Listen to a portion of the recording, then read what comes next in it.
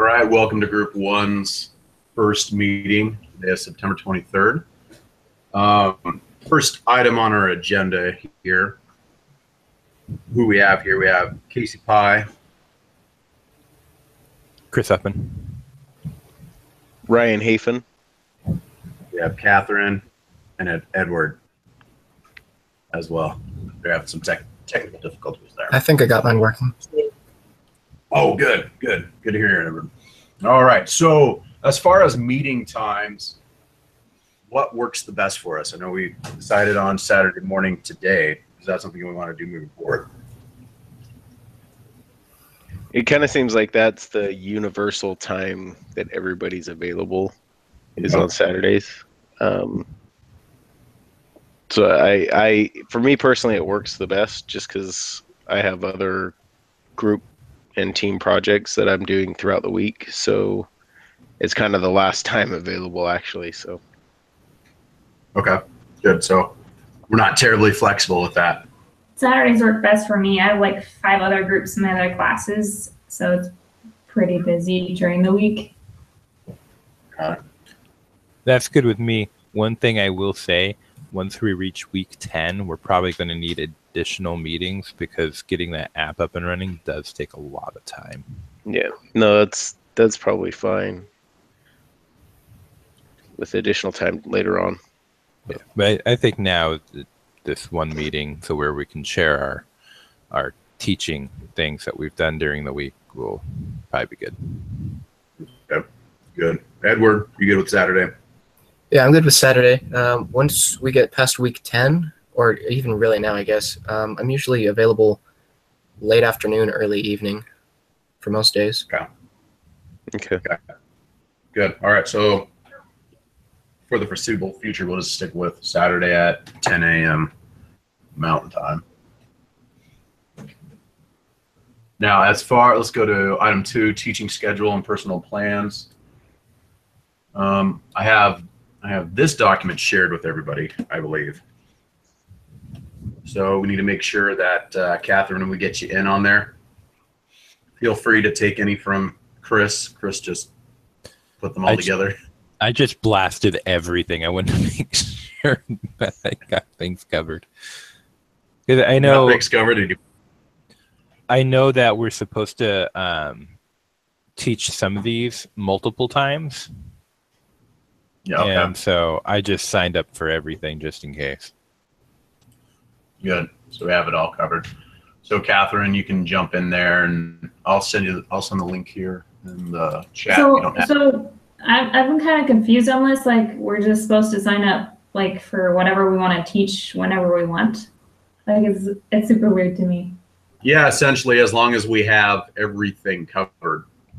Okay, that's why I haven't signed up yet. Is I've just been really confused on it. Yeah. So the way it works is on some of these more complex ones, we're supposed to go over it multiple times with each other just to make sure we've got everything down. That's why I signed up for everything, just to make sure that we've got everything covered. I am more than willing to take some of those off of my plate if other people want to cover some of them. I've already done one for this week, the HTML5 tags, the video, audio, and canvas, which probably won't need to be done again. It's a really easy one. But yeah, we're probably going to end up everybody going to have to teach something each week, from what I understand. That's what happened last time, anyways. Okay. So are we thinking everybody's teaching something, or everybody every other week is teaching something?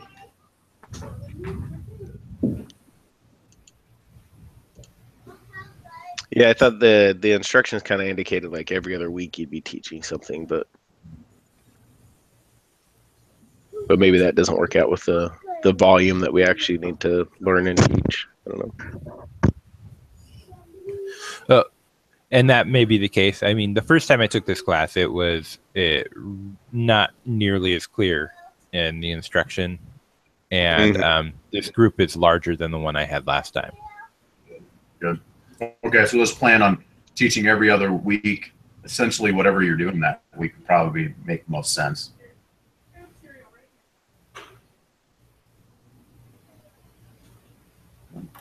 All right.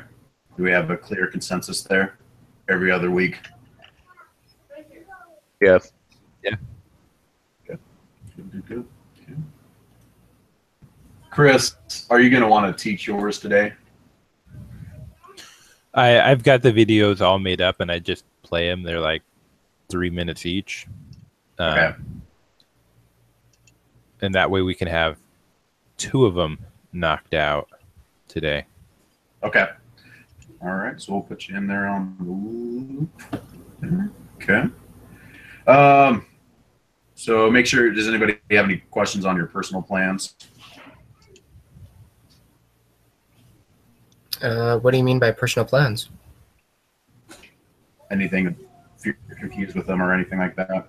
So we're going to be submitting both of our plans. We have our group plan and then our personal plans. That's due, I believe, today or something like that. That's actually due on December 9th. Oh, yeah, it does say that. I'm going to post mine today. Yeah. So for the personal plan, is it just kind of similar to this, where we're just trying to get like an idea for like a personal schedule of how we're going to go out and research these topics? Is that kind of what it is? Or like every topic, or just the topics that we're teaching? Does anybody know?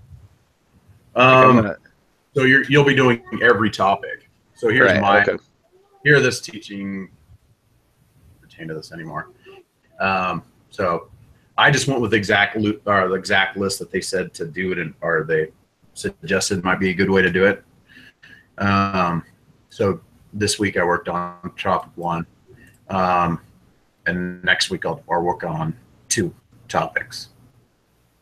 And that way I get all of my topics done by week 10. So this is the document shared with you guys in the forum.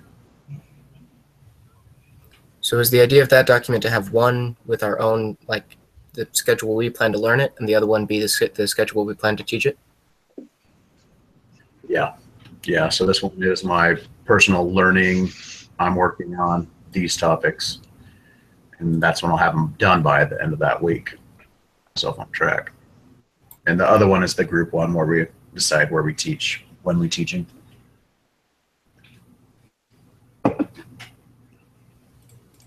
So I guess that's 2 there. That makes more sense. Okay. Questions on that? I shared in the forum if you need it. So, okay, cool. Next week's lesson then, who has week 3? Ryan, do you have week 3, manipulating CSS class properties? Yeah. Okay. I just kind of went every odd week, but No, anyway. Yeah, good. Anybody else gonna want to? We'll probably want to teach 2 a week. Anybody else want to teach a week 3? I can probably teach something. I just haven't got a chance to look at which ones I'll teach, but I'll plan on teaching. Edward has one signed up also for week 3 too. So. Oh, you can do that too. I'm pretty flexible. Yeah. I'll go ahead and remove my week 3. Okay. Oh yeah, I can see us adding things to it. Cool. Okay, cool. All right. So today we're going to teach. Chris, which one are you teaching for week 2? HTML5 tags. Okay. The audio, video, and canvas. All right, cool. Do you want to go now, or you want to go after me? I am good whenever.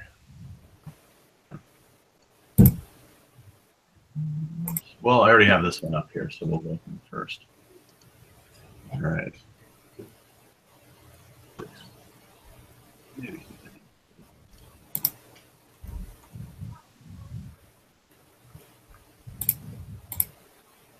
All right. So what I've been working with this week is loops, conditional statements, functions, variables, parameters, arrays, and associative arrays. So that's what I'm going to be teaching on today. And this wasn't very clear, but this is actually supposed to be in JavaScript. When you do yours, make sure you do it in JavaScript. I started off doing it in PHP, but that wasn't what we're supposed to do. So loops, hopefully we all know what a loop is by the time we got to this class. They just execute code over and over again until a condition is met. There's 3 different types. There's the for loop, iterate through a number of times.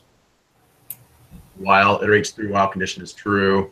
The do while iterates through code while condition is true. Always execute at least once the do while. That's the difference between the while and the do. Okay, so here's syntax for the for loop here. Notice you have, for every for loop, you're going to have 3 statements, and you will execute any code in there a number of times. So here's an example. Oh, so the first statement is the variable before the loop starts. Normally, you're going to see this represented as I equals 0. Statement 2 defines the loop conditions while I is less than 10, for example. And the third one will increase normally, in some cases decrease the variable from statement 1. So I here, we do I plus plus. So here's a quick example here. We have I equals 0. We're going to do this loop until while I is less than 10. And each time we go through the code body, we're just going to add 1 to I. So this will, in our log, 0, 1, 2, on and on and on and on. Any questions there? Nope. And it does. The while loop here, here's the syntax. You have the while. The code block is inside of our ellipses. So here we have an example. We have I is equal to 0, and we're going to do this while it's less than 10, and we're just, and in this case, I want to increment my I, so I have to remember to do that. Then block. So this will result in count 0, count on and on and on until 9. The do while, this is the one where we will execute block of code inside it the first time. We may not go through it a second time, depending on the condition that we have in the while statement. So, for example, I equals 10. We'll add this count in the log, and we'll subtract 1 from I each time. And we'll keep on doing this while I is greater than 5. So we'll have 10, 9, 8, 7, 6. Okay. Conditional statements. Conditionals perform different actions for different desired outcomes. So basically, we have 2 different groups. We have our if statements and we have our switch statements. In the if statements, we also have else and the else if statements. So the if's only going to execute if the condition is true, and the condition will run that code block. So if our beans are less than 50, we'll write less than 50. If that is not the case, then this block will not execute here.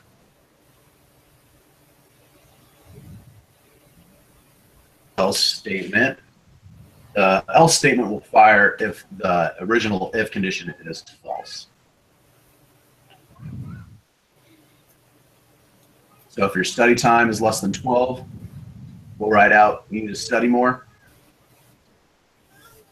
If it's greater than 12, then good job.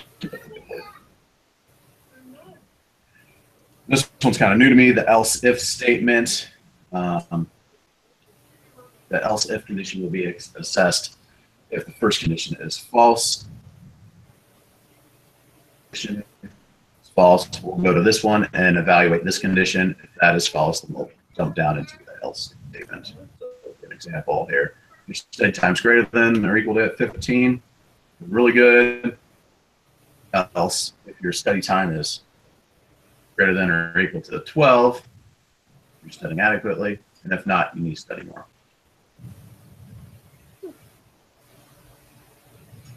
Fun. This selects from a bunch of different actions based on different conditions here. So we have our expression, not a condition. This will be our expression. Could be a number or some value. And the case will be whatever our expression is. So our example here, case it's equal to 4. So we're looking at GPA. So if GPA is equal to 4, we'll say they have a grade A. If it's 3, we'll say they have a B. 2, we'll say they have C. Anything else, the default, anything other than these 3, we'll say they're failing. Any questions on that one? Nope. Okay. Functions are a block of code to do a certain task. They can be called by an object or another function, some code in your software. So with parameters and without parameters, here's our syntax. Without parameters, so you'll just say function, whatever your function name is, the block of code will then execute. You can return a value. Not all functions will return a value, but you can. Here's an example. Here's the function greeting. It returns as good day to you. Okay. So somewhere in my code, I could have a variable, and it will equal the greeting. And that's how I will call my function. Functions with parameters are exactly the same, except we will add a parameter inside of our parentheses here. So here's an example. This function calc message time, and if your study time is greater than 12, you must be doing well. Else, you should study more. Not returning anything. That's just sending this to the group. Later on in our code, we might call it like this. So we put in our time here, and well, we're going to end up getting a message, you must be doing well, if our time is 15. Variables are going to be containers to store data. They have to have a unique name. It's also known as an identifier, and be descriptive. It shouldn't be just like A or B or C. It should tell you. You should be able to understand by looking at it, what it is. They are case sensitive. That's something to be aware of. And you can't use reserved words. You can declare the keyword. So we declare student name using var, and we can assign it here. And it's best practice to declare variables at the top of your script. We have different data types. Most often we're going to be using numbers, text, and strings. The numbers are without quotes. It can either be double or single quotes. Oops. You've got a triple there. Yep, I got a triple. Don't do the triple. Don't do the triple. Yeah. And undefined, if a variable hasn't, you haven't given it a value, it's going to come back as undefined. So here's an example. Variable num should have the number, and try to write that to the console log, but I didn't assign it a value, so I get undefined back. Arrays, they store multiple values in one container, so think of one variable. We use them when we want to store many items, all from one variable. Our syntax, we declare it using var. We have array name in this case, whatever your array name is, and you have different items that you add to it. An example, so this array is called grades. We're putting in 89, 81, 75, and 100. There's no need in JavaScript to do the add new array that does that for you. You can do that, but it's unnecessary. And it's advised that you don't use it. So if you want to access your elements here, here's our example from last time. We can actually put in the index in the variable array to return the item in this case. Index 0, we start at 0 and we move on forward from there. Index 0 is going to be 89. There's different array methods. I did not post all of them. There are a lot. However, if anybody's taking data structures, you'll recognize quite a few of these. We have the pop. That method removes the last element, it returns its value. Push item, it adds an element, pushes it on into your array. The shift removes the first element from the array, and then it will shift everything else over in the index and delete the array. Will delete an element at that particular index specified. Now, associative arrays, an array with a numbered index. JavaScript does not support named indexes. Here's an example. We have student name here. Did not give it a value, but it knows it's an array. It's the brackets. And here I assign at the different indexes the value. And then at the end here, somewhere else in my code, I'll post a log by the index number. In this case, it's 1, so it's going to give me Sally, which is at index 1. It's the student name array. Now, let's show you what I've been up to. So here's my GitHub sample. Something called GitHub Pages, and so you could actually have it post your code into a web page, so you could have a functioning web page. If anybody doesn't know about that, look it up. It's really cool. So in this case, my first one here, my first example, we're playing with functions. We're using the split string with parameters. So basically, I have a string here. And I'm going to split this at the commas there. So this is an example of our functions. One is an example of our conditionals.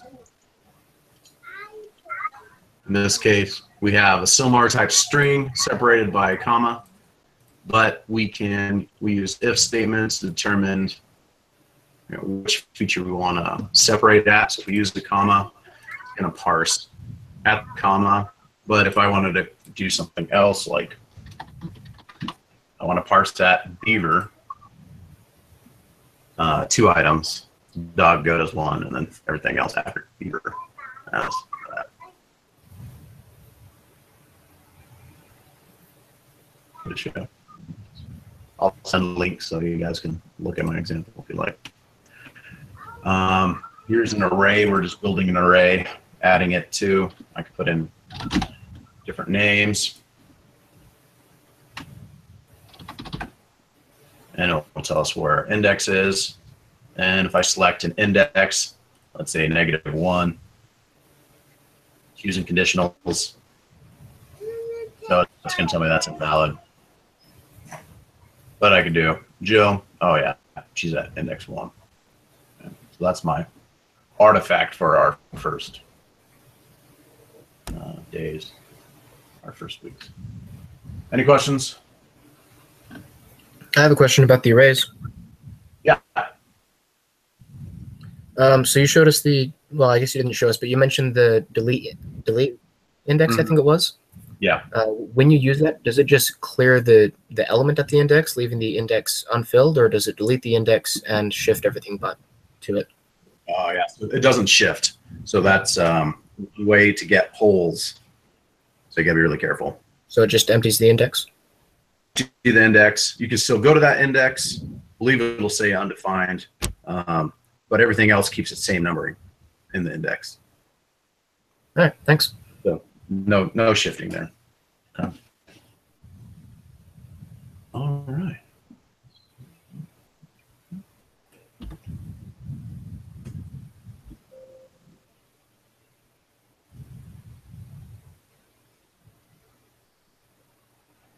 All right, switch over. All right, so that's my presentation. All right, so then it's my turn now. All right, let me get your screen up here.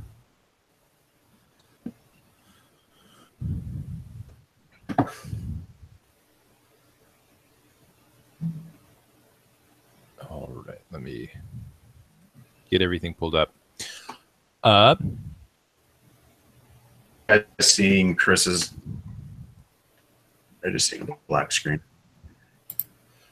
I haven't shared mine yet. Okay.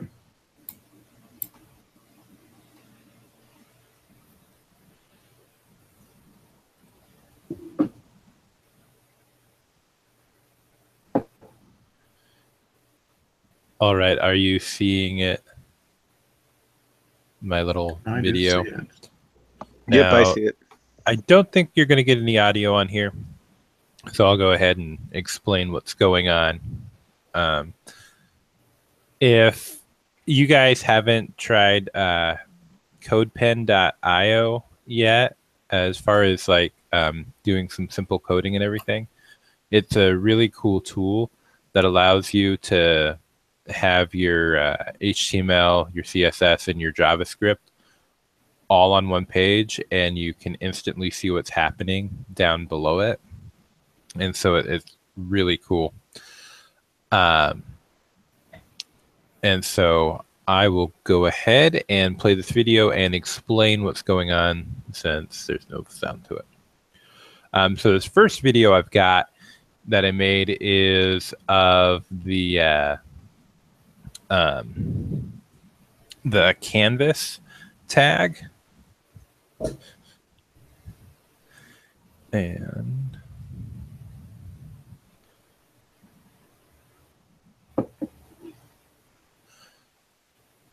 all right, so I've already got my everything set up with my tags. I got my HTML, my body, and my JavaScript all put on here already. And so what the canvas tag is it's basically just a container for holding graphics and drawing on the fly different things like a box, which is what I'm going to show in this example.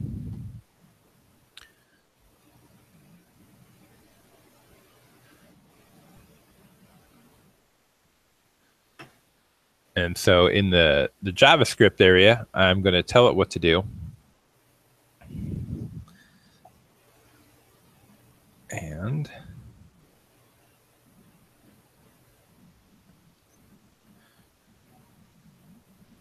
first thing we're going to do is we're going to define a variable on here. We're basically going to tell it that it needs to go ahead and get the canvas. And so I'm going to use the variable C to get that element.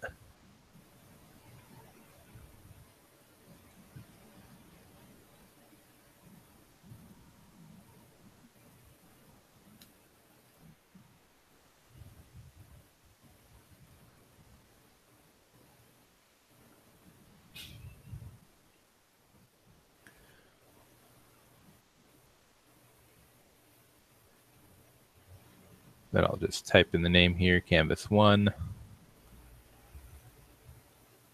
end it. And then you can have these, your canvas named whatever you want, just like any other variable. And then I'm going to define another one, which is the context of what we want it to draw.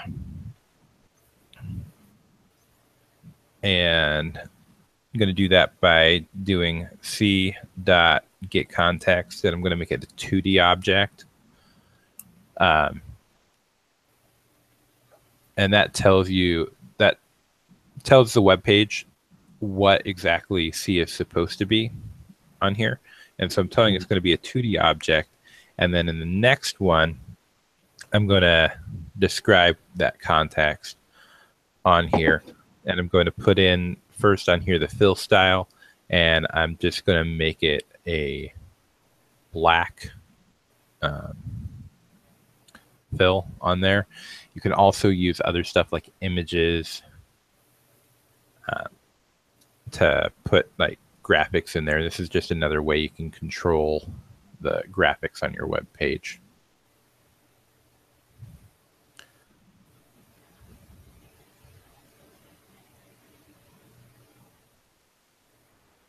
And then the next line, I'm going to tell it that what I'd like it to be is a rectangle.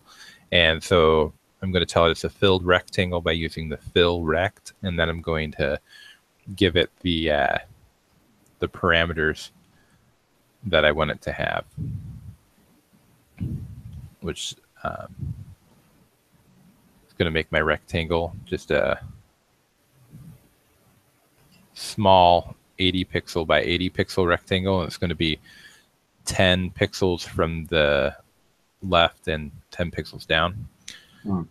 And then in this example, I accidentally did not put enough zeros in that black fill, so you can't see it yet.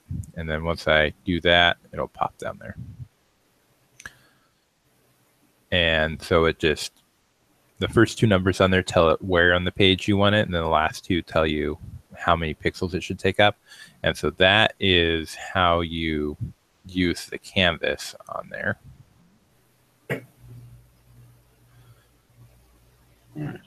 So could you put, instead of your letter and number sequence, could you just put a color name instead? You can. I just used that because it's like the only one I know off the top of my head. That's great. All right, Chris, or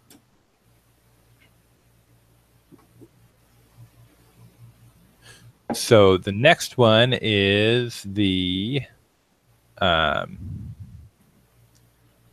to use the video tag, which is pretty simple again. And I need to make sure I am I'm not sharing that screen, am I? Not yet. There we go. All right, so this one just puts a video player on there, and it's a pretty simple tag to use on here. I've already got everything set up with my HTML and my body, and you just kind of pop this one in anywhere that you want your video player to be.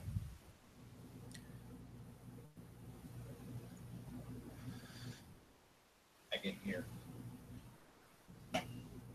Right. And it's the using the video tag, and then you can declare the width and the height of it if you want to make it whatever size specifically for it. If you don't put the width and the height down on there, it'll default to whatever the video itself has been recorded in, which can cause a lot of problems for like mobile devices. If you've got like a high definition video, and it's going to want to play it by default at its resolution, which is going to be way too big for like a mobile screen. And then you can add different things to it as well. You put the control line in there. It allows controls for the video. You can also use stuff like autoplay and whatnot. That way it automatically plays when you first get onto the website. I don't recommend using that because I hate it when videos automatically play when I get onto a website. But it gives you all the controls that you would normally see on your regular video player when you go to a website to stream a video or whatever. Volume control, a seek option on there, a maximize screen option. And the next thing you need to do with it is tell it where you're going to actually get your video from with the source tag. And just tell it where it's going. Otherwise, it's just going to give you this error message like you see on the screen right now, saying that it it can't find where the video is. And then you tell it, hey, this is movie MP4, and then you go and tell it what type of movie it is or what type of file it is. MP4 is used universally accepted across all of the web browsers, and so when you're developing a web page or an app or anything, want to go ahead and use that. Don't use some of the weird formats out there like OGG or .mov. Some of those could have some problems on the other one web pages or web browsers that aren't necessarily supported by it. But the MP4 is usually supported through all of the like 5 major ones. Good enough.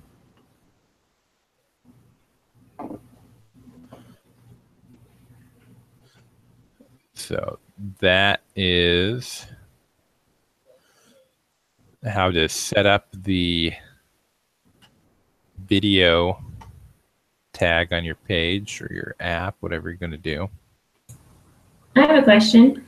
Yeah. So with the video tag, do you have to have like the video like on your desktop, or can you be like with the URL or like? It can be a URL. So in this, on here, I didn't write anything out, but let me pull up some code to show you what it actually would look like if you were going to have it on a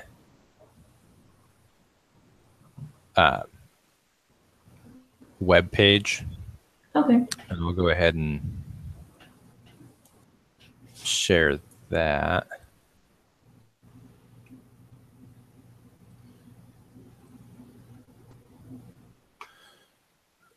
All right, so can you guys see this? Yep. All right, so this is my actual web page that I posted this to. And I have a web page for another class, and so I'm just using it for this one as well.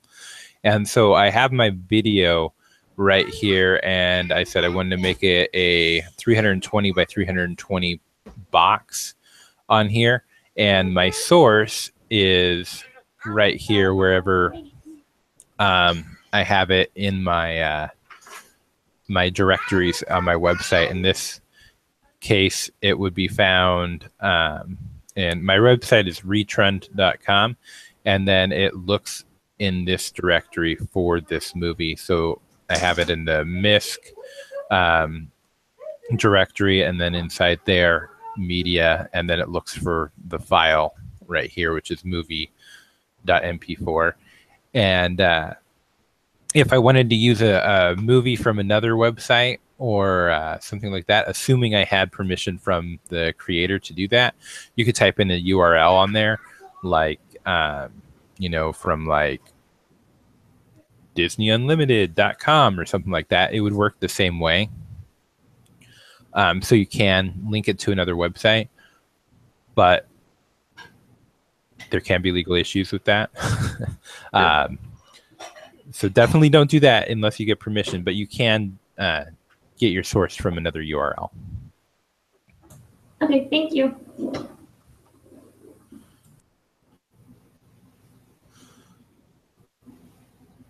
Any other questions about that? I think we're good. Thank you. Nice and thorough. Okay. All right. So now that was your second one, right? There's no third. There is a third. There's audio. Oh, you ready to show us then? I am. All right, and it works nearly the same way as the video does, except for just with audio. And so let me share this one.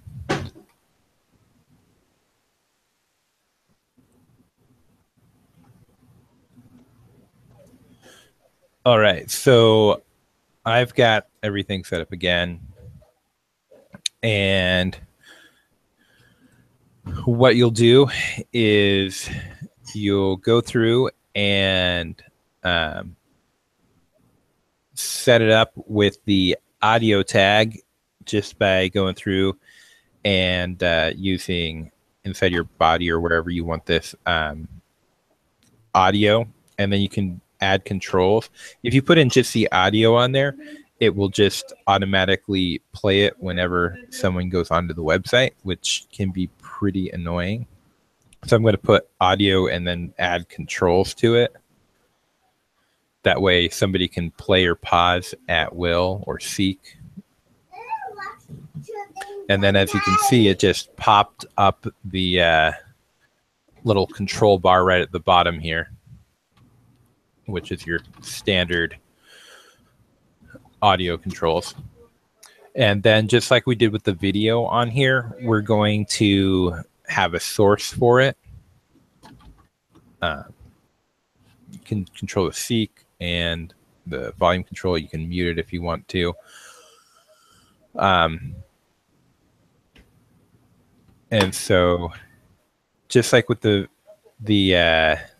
video, you can have it source go to, I think I use the my MISC media and welcome.mp3.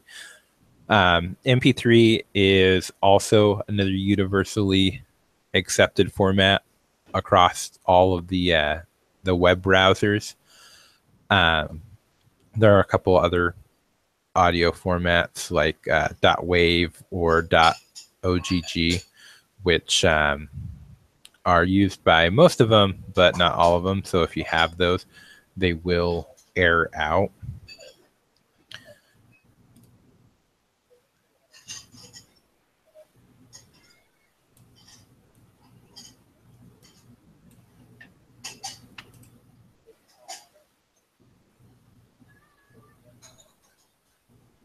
So then we just declared the source, and then we declare the type again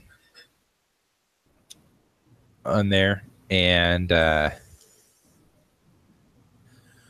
which is going to be audio, and in this case, it's going to be an MPEG file.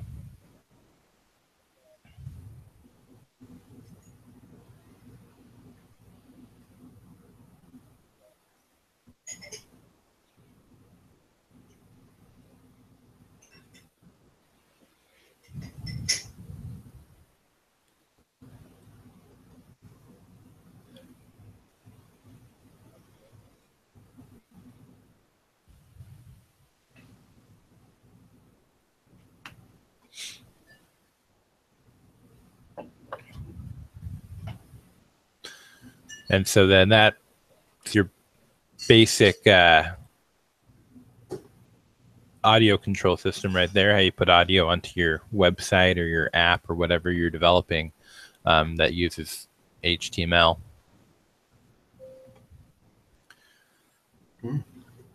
So any questions about how to put audio on your, or use the audio tag? Straightforward. It's a lot like the other one, like you were saying. Yeah, it pretty much exactly like the other one, except for it's using an audio file instead of a video file. It just needs to be told that it's an audio instead of a video.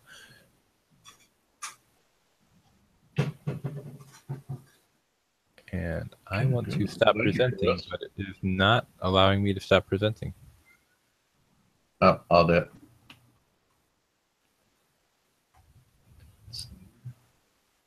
Probably not see my screen yet.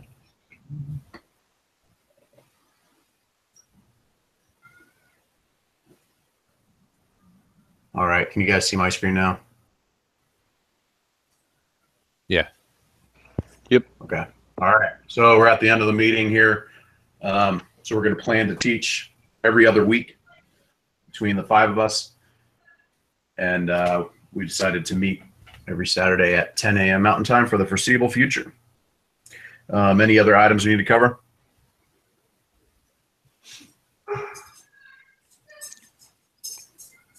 right, don't think sounds so. good. All right, so I will send out the URL for this video so you can attach it to your documentation. All right, and I'll see you next Saturday. Thanks. All right, guys. See you Thank guys. you.